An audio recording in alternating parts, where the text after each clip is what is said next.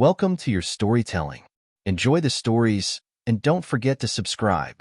My wife, Emma, packed her bags with a smile, kissing me goodbye as she said, "I'll be at my parents' house all weekend." There was no reason to doubt her. We had been together for years, and she had always been honest, or so I thought. But that night, as I scrolled through my phone in bed, something made my heart drop. A picture, a restaurant, a man sitting across from her, and worst of all, she was laughing in a way she hadn't laughed with me in a long time. I stared at the screen, my mind racing. Maybe it was a cousin, a family friend? I clicked on the profile of the person who posted it. A woman Emma worked with. The caption read, "Such a cute couple." My stomach turned. No, this had to be a mistake. I refreshed the page, hoping the picture would disappear. But it didn't. It was real. And now, I had to find out the truth. I grabbed my phone, my hands shaking. I called Emma. She picked up, her voice casual. "Hey babe, how's your night?" I forced my voice to stay calm. "Good. How's your parents' place?" She didn't hesitate. "Oh, it's nice. Just had dinner with them."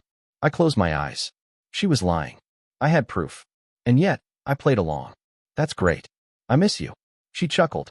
"I miss you too." My heart ached. How could she lie so easily? I couldn't sleep. I kept staring at that picture, zooming in, analyzing every detail. The man was unfamiliar. His hand was resting on the table, close to hers. Their drinks were identical, a small intimate detail. I scrolled through her friend's profile, searching for more. And then, I found another post. A video. Emma was leaning in, whispering something to him. He smiled. And then, he reached out, brushing a strand of her hair behind her ear. I knew I had to do something, but what? Confront her? Wait for her to return and pretend I didn't know? My mind was spinning. I thought about calling her parents, but what if she really had visited them before meeting this man? I needed more proof. I needed to know everything. And so, I made a decision. I was going to track her location. If she was really at her parents' house, I'd let it go. But if she wasn't, I wasn't sure I was ready for what I'd find. I opened the location-sharing app we had set up years ago. It was meant for safety, but now, it was my only way to confirm my worst fears. My fingers hesitated before tapping on her name. My heart pounded. When the map loaded, I held my breath. She wasn't at her parents' house. She was in a hotel. My vision blurred as I stared at the screen. A hotel. With him. I felt sick. My hands clenched into fists as I tried to process what this meant. Was it a one-time thing? Had she been lying for months? I wanted to scream, to demand answers. But I couldn't. At least, not yet. I needed to see it for myself. So, against my better judgment, I grabbed my car keys. If she was lying to me now, I needed to know just how deep this betrayal went. The road blurred as I drove, my emotions swinging wildly between heartbreak and anger. I didn't know what I'd do when I got there. Catch her in the act? Wait in the parking lot like a fool?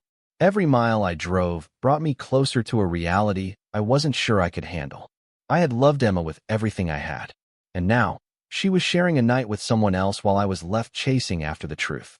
I pulled into the parking lot, my hands gripping the steering wheel. The hotel was upscale, the kind of place for romantic getaways, not family visits. I checked my phone again. She was still inside. My stomach twisted. I could call her, make her lie to me again. Or I could go in and see for myself. My heart screamed at me to turn around, to leave with my dignity. But my feet had a different plan. I walked into the hotel lobby, my pulse roaring in my ears. The receptionist barely glanced at me as I scanned the area. My eyes landed on the elevator. I took a deep breath, knowing that if I stepped inside, there was no turning back. My finger hovered over the button. I hesitated. Then, as if the universe wanted to torture me, the elevator doors opened, and Emma stepped out. With him, there she was, Emma, and the man who had been laughing with her in that photo. My breath caught in my throat. She didn't see me at first, and for a moment, I thought maybe I could slip away, pretend I hadn't seen them. But the man noticed me first. He shot me a quick, suspicious glance.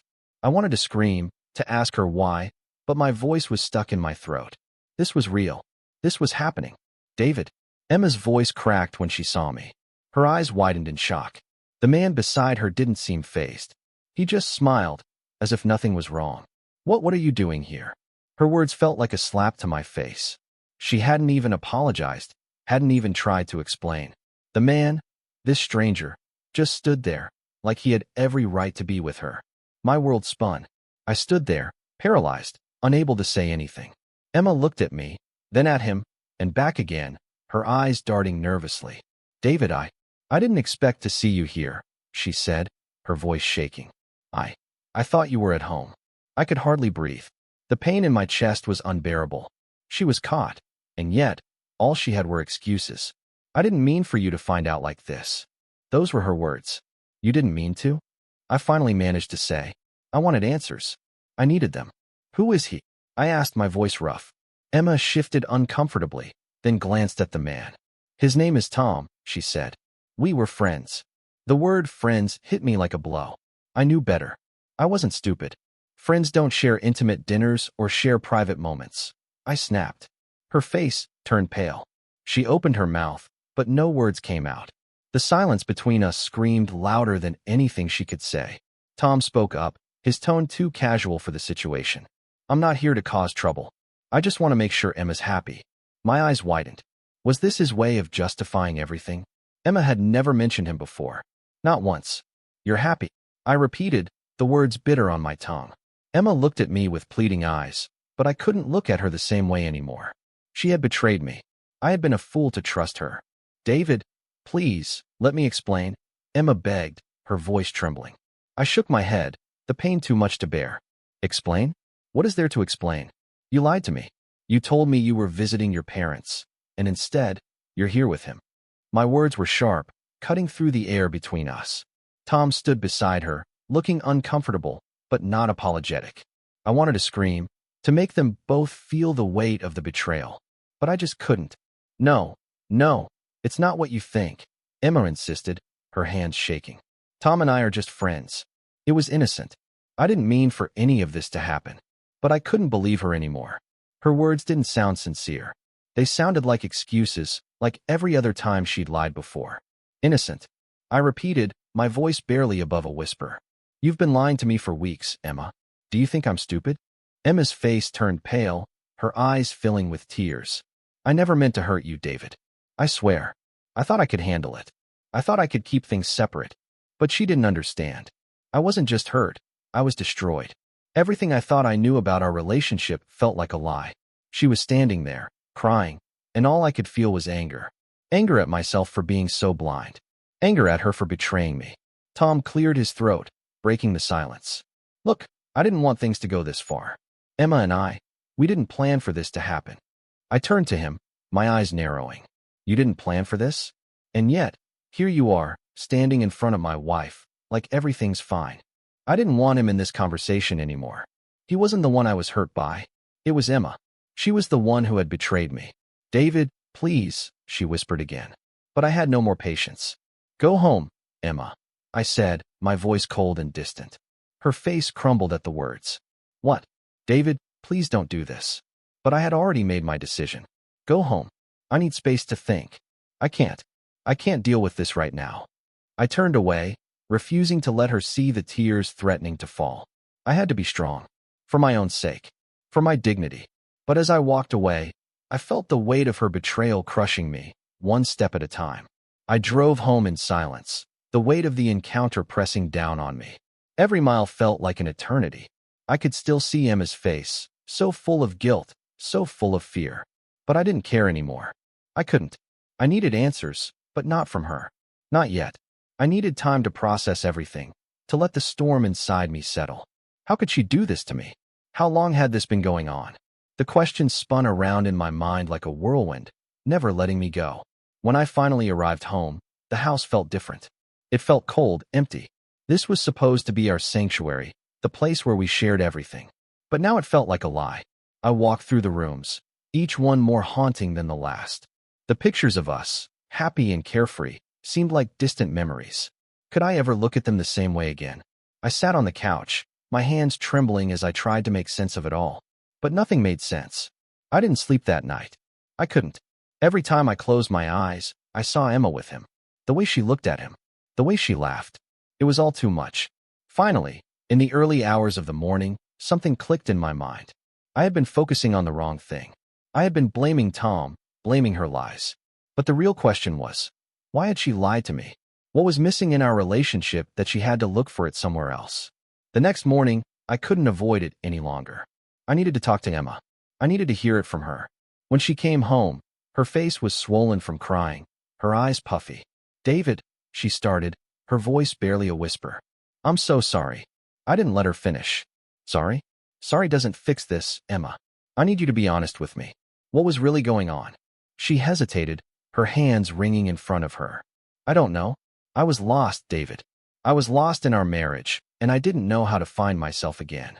Her words hit me harder than anything else. "You were lost? So, you thought cheating on me was the answer?"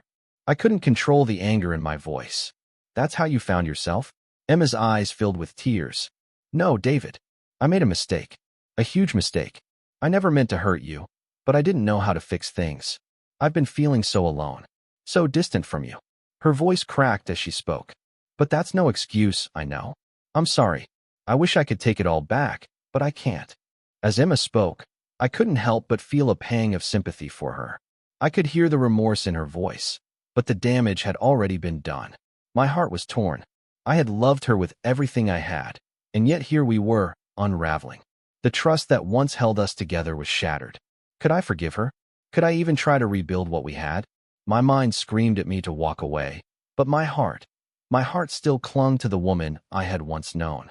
"I never wanted this to happen, David," Emma continued, her voice barely audible. "But somewhere along the way, I lost myself. And in trying to find something, anything, I made the worst choice of my life." I felt numb. I didn't know how to respond. "But why him?" I asked quietly. "Why did you choose him over me?" Emma's gaze faltered. "I don't know. It wasn't supposed to go that far. He was there for me when I felt like I had no one. And I thought maybe I could find something that was missing." I could see the desperation in her eyes, but I couldn't shake the feeling that this wasn't just about one mistake. There had been something deeper, something in our relationship that I hadn't seen. "Emma, we've been married for years. How could you not talk to me about this?" My voice cracked. "I would have listened. I would have tried to fix whatever was wrong. But you didn't trust me enough to be honest." The tears were now streaming down her face. "I know. I was afraid. I thought you'd leave me, that you wouldn't understand." For a moment, there was nothing but silence. The weight of her confession hung in the air, suffocating us both. I didn't know what to say. "I don't know if I can forgive you, Emma. I don't know if I can trust you again." My voice was steady, but inside, I was breaking. The thought of losing her was unbearable, but so was the thought of never feeling safe in our relationship again. "I understand," she whispered. "I don't expect forgiveness right now. I just want you to know how sorry I am." The days that followed were filled with uncertainty.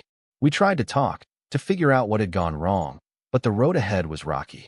I wasn't sure if we could come back from this. But one thing was certain. I couldn't live in this limbo forever.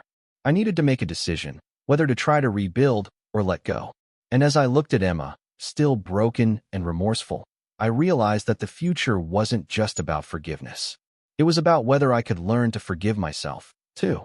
Thank you for listening to my story until now. If you like the video, please support it by subscribing and liking.